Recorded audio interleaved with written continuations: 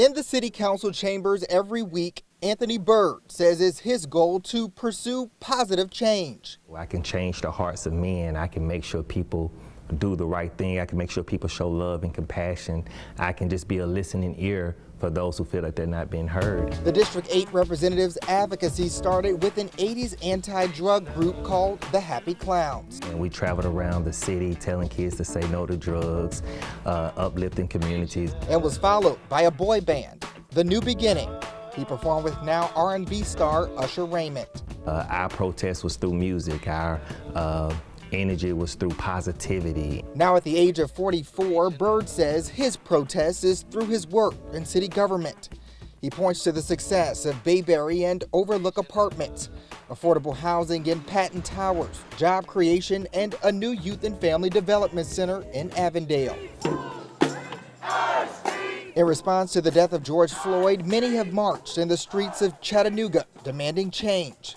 Byrd understands why. I've had issues where I've been pulled over and asked to lay on the ground and I haven't done anything, and I was angry. I wanted to fight. I wanted to hurt someone. But he says screaming obscenities at police and vandalizing property is not the way to create change. The way to get there is through love, and you think of all the protests, all the things that came about.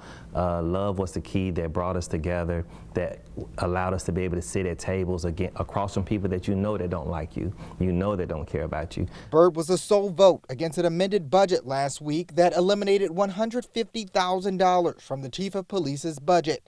He says he wanted more time for citizens to weigh in. Avondale native Dennis Clark wanted that too.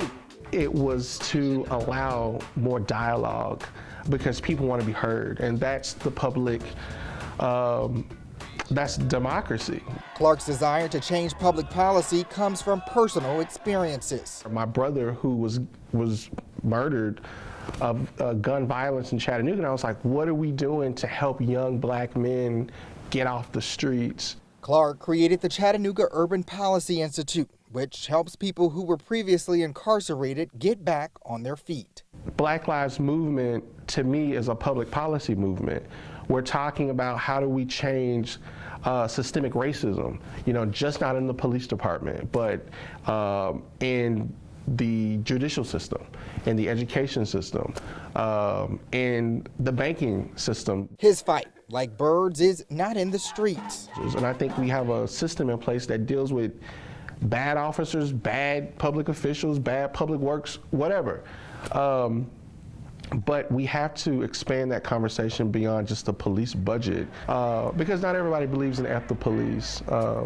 And sometimes I understand how that can be a distraction to the message. A message they encourage others to carry, even if they choose not to carry a sign. If you want to support a black business, if you want to make a donation to a black organization that's helping social services in black communities. We can get better. It's medicine for us. We can come up out of this.